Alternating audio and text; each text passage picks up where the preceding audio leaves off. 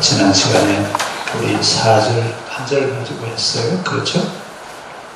재앙이 우리에게 임하거든 빨리 피해라. 피하라고 그랬죠? 그랬나요? 어떻게 했죠? 로마 제국이 멸망할 때 교회가 어떻게 했다고 했죠?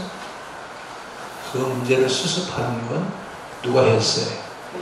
교회가 그 문제를 수습을 했습니다. 그래서 교황 시대가 열어지게 되는 그런 계기가 됐다라고 하는 얘기를 지난 시간에 했습니다. 자, 오늘은 이제 5절부터 그의 죄는 하늘에 사무쳤고 하나님은 그의 불의한 일을 기억하십니다. 자, 그럼 이제 로마가 이제 멸망하게 됐던 이유가 어디 있어요? 자, 우리가 로마가 왜 망했냐? 왜 망했을까요?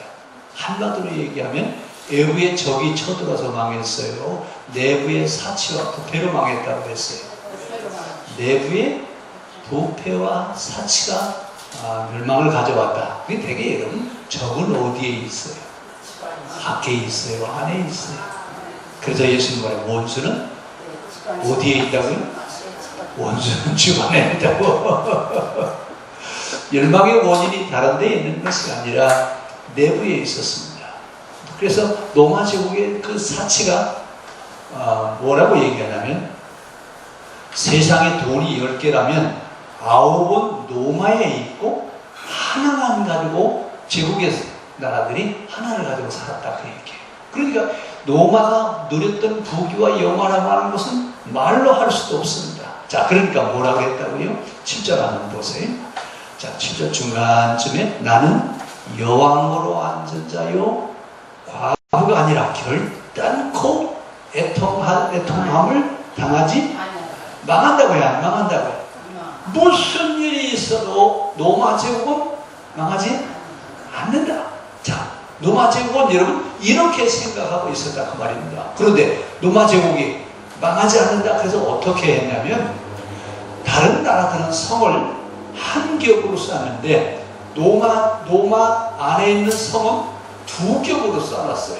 근데 여러분 이 다른 성하고 다른 건 뭐냐면 로마 제국이 쌓아놓은 성은 성 위로 마차가 다닐 수 있어요.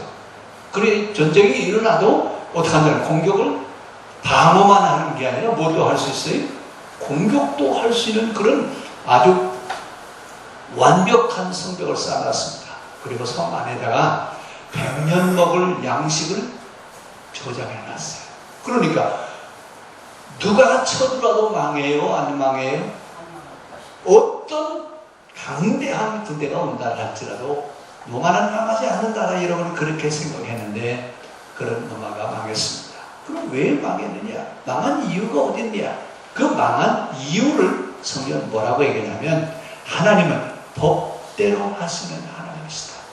법을 법대로 하시는 하나님이시지 하나님은 마음대로 하시는 분이 아니다 그 얘기입니다. 자, 그러면서 어느 문화, 어느 정권, 어느 나라든지 그 죄악이 하늘에 사무치면 망합니다. 자, 여러분이 하늘에 사무쳤다라고 하는 이야기는 소돔과 고모라가 멸망할 때 그의 죄악이 누구에게 사무쳤어요? 하나님 앞에 사무쳤을 때 소돔과 고모라가 망했습니다. 그런데 바벨론 성도 망할 때 왜 망했어요? 거기도 부귀와 사치 때문에 죄악 때문에 망한 거거든요. 근데 로마가 망한 이유가 어디 있느냐? 로마가 망한 원인도 뭐가 있어요? 그들이 지은 죄 때문에 망했어요. 그렇죠? 무슨 죄예요? 자, 여러분 그래서 어떤 것이든지 그 임계점, 한계점이라고 하는 게 있어요. 혹시 물시계 아세요? 해시계, 물시계.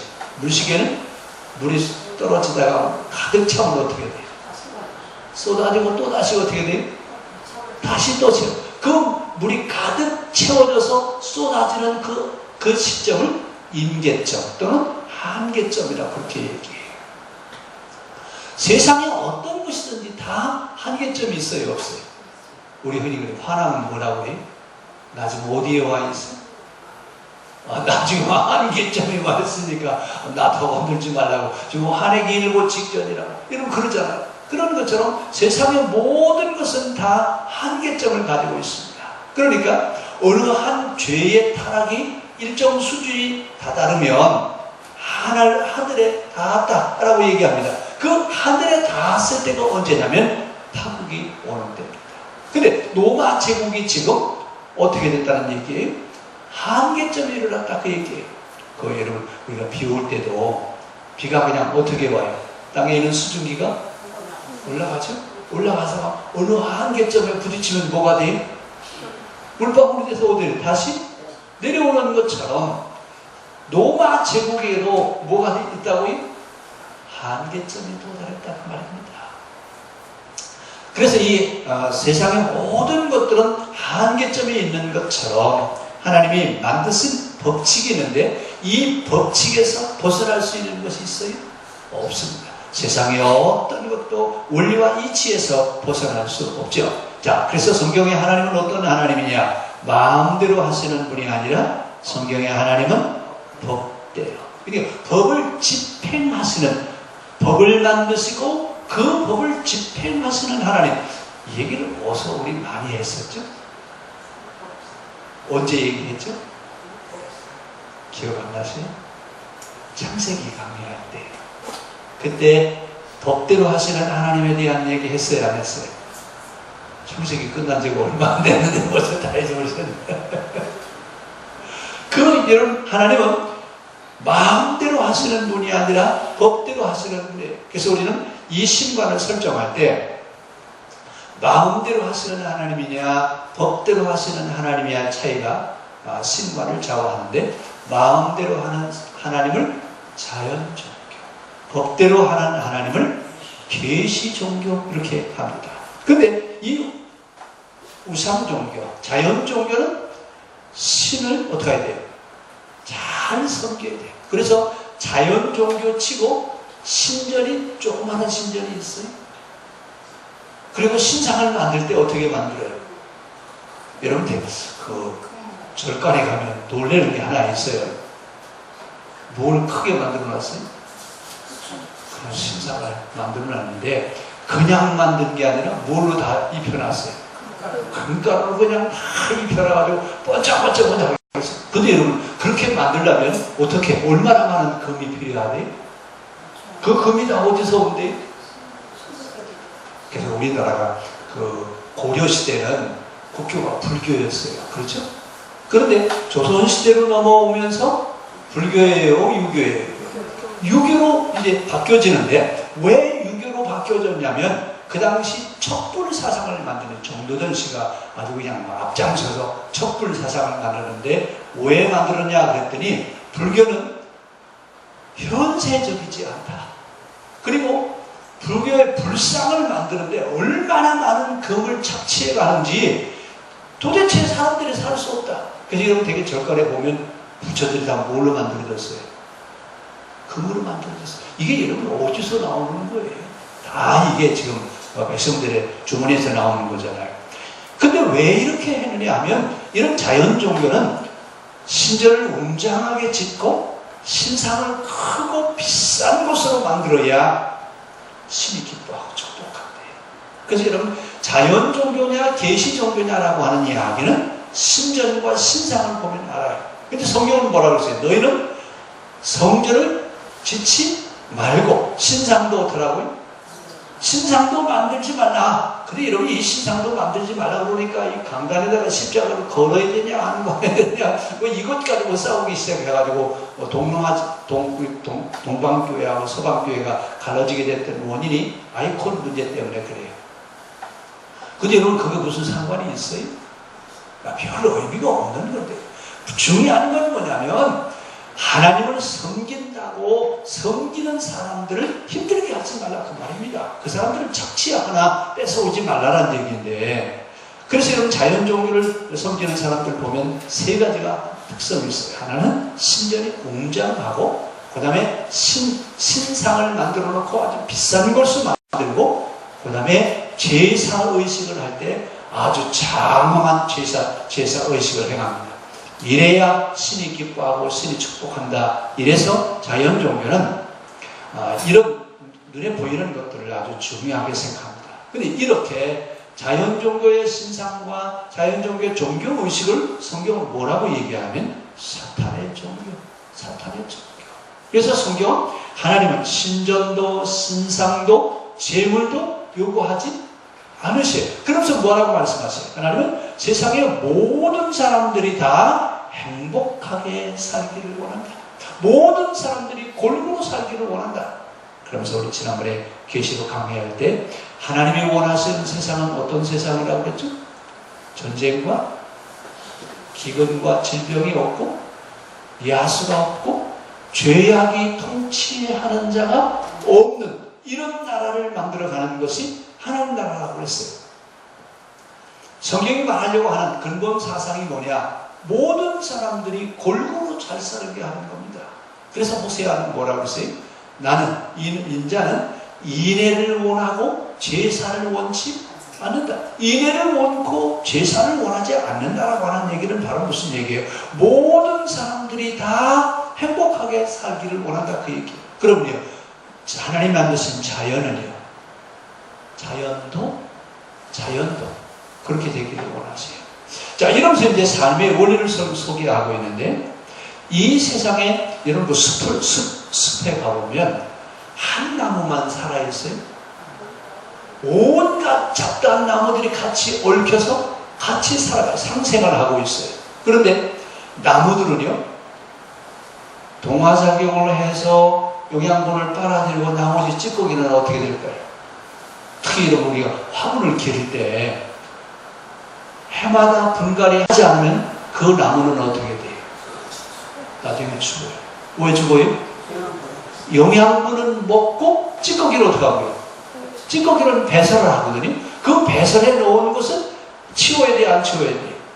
이게 나중에 독이 돼요. 그런데 숲에 가면 여러 나무들이 섞여 사는데 왜 섞여 사느냐? 만약에 참나무가 먹었고 배설해 놓은 걸 소나무는 그것이 영양분이 돼요. 그래서 서로 주고받게 하면서 상생하면서 살아가는데, 이것이 바로 뭐냐면 모든 사람들이 모든 것이 골고루 살아가도록 하나님이 만들어 놓으신 법칙인 것을 우리에게 보여주고 있습니다. 그래서 하나님은 이 세상의 조화와 균형을 이루는 가운데 모든 사람들이 골고루 잘 살아가기를 원하세요. 이게 하나님의 법이시에요.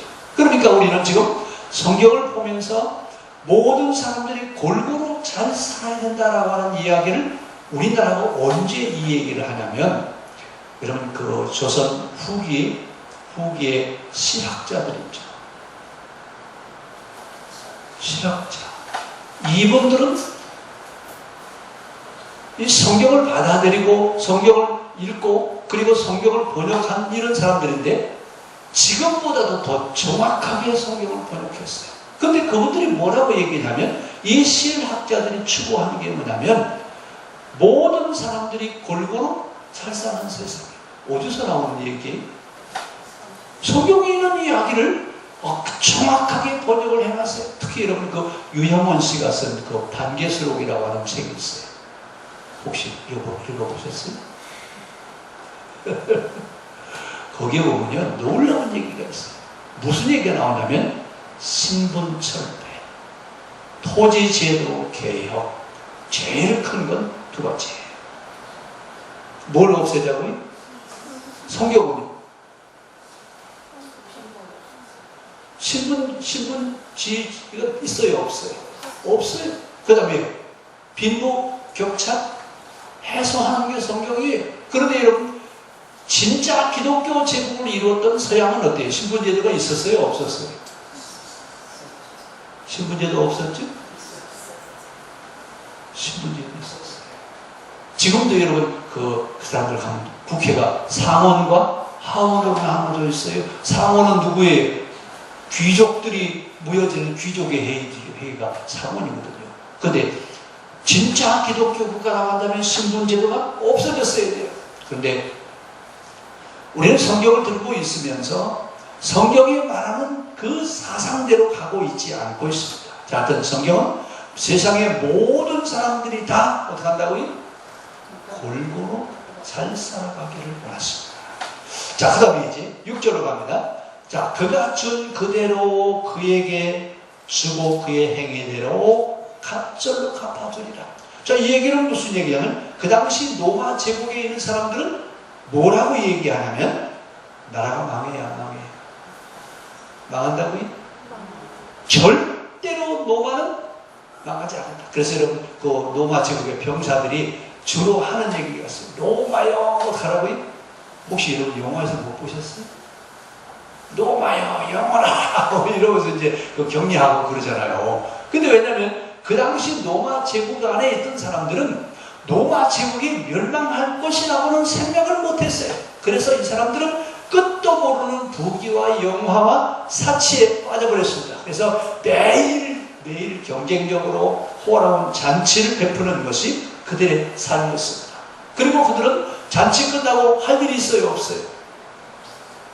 베풀어서 뭐 할 일이 없으니까 큰 경기장을 만들어 놓고 처음에는 마차 경주를 했어요.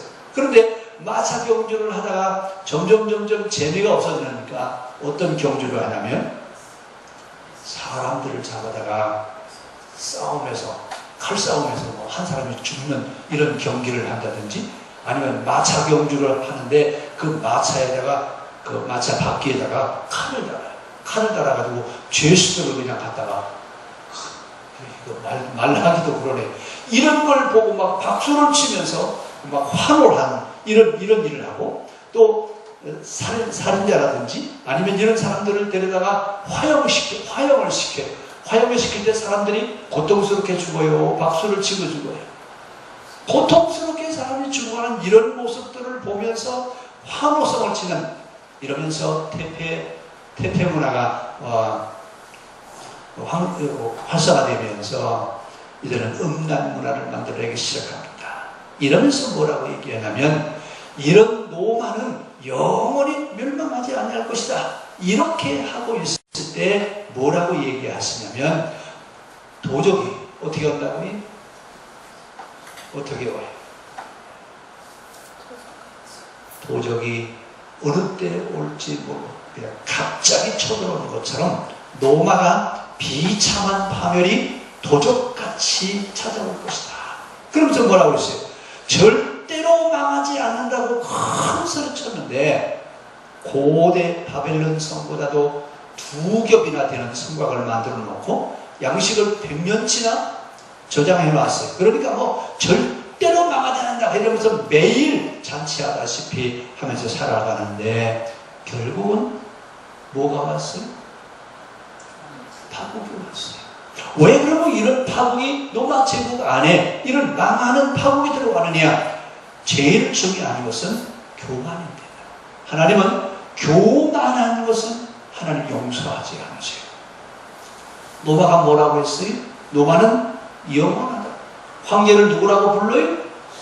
주라고 부르면서 하나님 대신하려고 하는 이런 것들, 이렇게 교만해졌을 때 하나님은 용서하시지 않는데 왜 그러냐? 그들의 행한 대로 갚아주신다. 하나님의 심판의 원리는 그들이 행한 대로 갚아주신다고 했어요. 우리 6절 한번 같이 읽읍시다. 그가 준 그대로 그에게 주고 그의 행위대로 갑절을 갚아주고 그가 섞은 잔에도 갑절이나 섞어 그에게 주어라. 왜요? 행한 대로 갚아줘라. 갈라디아서 뭐라고 했어요? 심은 대로 거룩이 하시는 것. 뭘 심었어 이 사람들이? 이런 사치, 교만, 악랄한 그런 죄악, 음란, 대표문화 이런 것들을 심어놨기 때문에 그 심어놓은 것 그대로 그들은 받을 수밖에 없다 그 말입니다. 그래서 로마가 지금 부귀와 영화, 사치 이만큼 그러니까 부귀와 영화를 누릴 만큼 그들에게 고통과 애통함이 그들에게 찾아올 것이다. 근데 그들은 뭐라고 얘기하냐면 우리는 결코 망하지 그래도 망하지 않는다고 그러는데 하나님은 그들의 행한 대로 갚아주셨습니다. 자, 오늘 이 말씀을 보면서 로마 제국이 결국은 망하게 됐던 원인이 어디 있느냐? 로마 제국이 망하게 됐던 원인은 그들이 법대로 살지 않았어요.